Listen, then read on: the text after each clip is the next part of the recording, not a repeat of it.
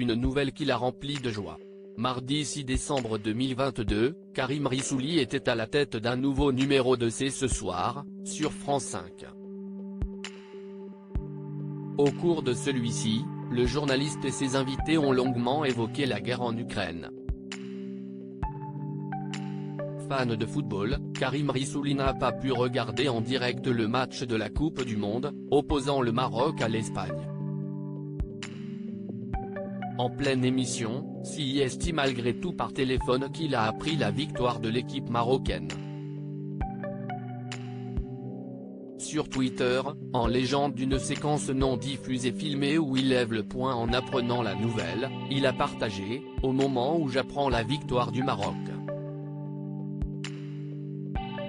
Putain, mais quel bonheur !» Dans la section des commentaires, les internautes ont écrit quant à eux. Bravo le Maroc, joie communicative.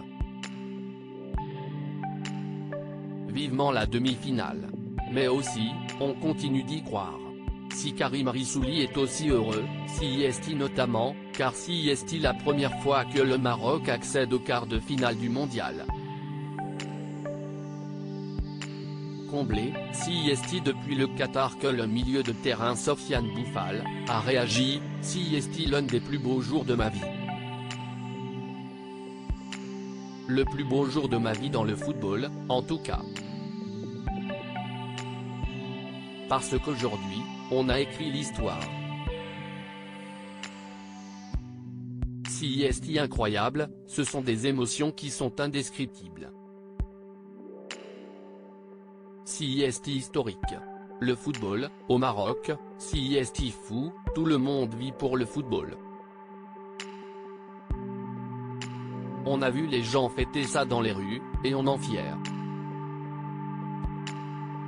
Ma mère est devenue folle.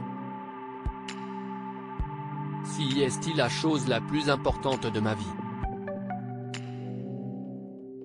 Voir ma mère pleurer et heureuse, je ne peux rien demander de plus. Karim Rissouli rêvait d'être footballeur. Dimanche 16 juin 2019, le journaliste avait assuré dans les colonnes de Téléstar avoir voulu être sportif professionnel. Je n'ai pas été au centre de formation du SCO, le club de ma ville d'Angers, mais en sport-études jusqu'à 15 ans, avait-il indiqué avant de préciser, je me suis alors rendu compte que je n'étais pas assez bon pour devenir une star du foot et me suis tourné vers mon autre passion, le journalisme. Mon premier souvenir de télé CIST France-Brésil en 1986. J'avais 5 ans. Le second est l'énorme résultat de Jean-Marie Le Pen à la présidentielle 1988. Sport et politique ont marqué mon enfance.